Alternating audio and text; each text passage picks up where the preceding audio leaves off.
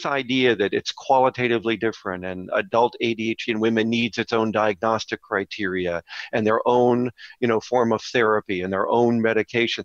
That's nonsense. I mean, there's nothing in the literature that supports that. So let me walk through the distinctions here. Number one, is there any difference in the primary symptoms of the disorder itself? And the answer is no, especially by adulthood.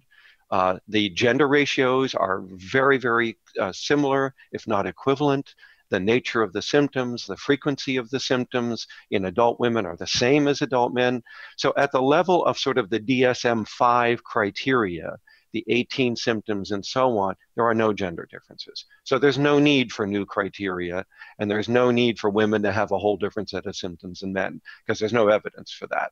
The symptom list works beautifully for both genders. Now, the next thing, are there differences in the areas that ADHD may lead to impairment in? And the answer is yes. But that is because men and women opt in and out of different roles in our society.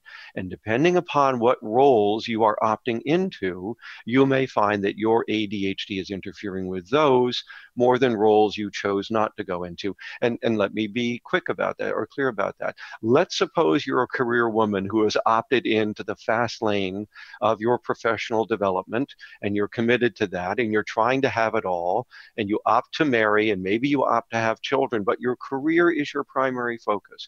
These women report that their ADHD is much more disruptive in their occupational life and then their interactions with colleagues and customers than it is in their home life or their child rearing. But that's because they have a partner who has decided to take those roles on, a stay-at-home dad, or maybe a husband with a career but not so invested in it and willing to pick up the slack in homemaking, home finances, child care.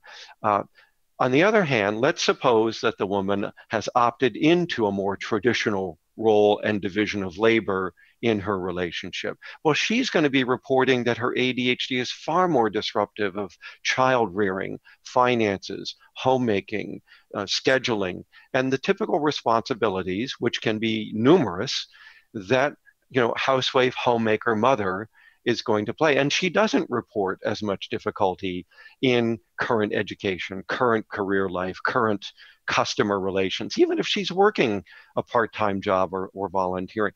So there are those differences, but they have a lot to do with what we call niche picking. What niche, what roles have you opted into? Well, your ADHD is going to be affecting those more adversely than the roles you chose to de-emphasize in your life. And then the third distinction I mentioned before we came on the air is comorbidity. And comorbidity means what are the coexisting psychological and psychiatric difficulties that an adult with ADHD might have. And here again, there are differences, but they're the same differences that we see between men and women in the population generally. So for instance, men are more risk-taking, men have more car accidents, men have more road rage, men abuse substances more often than women do, men are more prone to antisocial behavior, drug use, oppositional behavior, and conduct disorder. And compared to women, less prone to depression, anxiety, and so on. Not that they can't have them, but and so we see that difference in the ADHD literature as well. Women are more prone to the internalizing disorders, the anxiety, the depression, the demoralization, the low self-esteem, and so on, and relationship difficulties.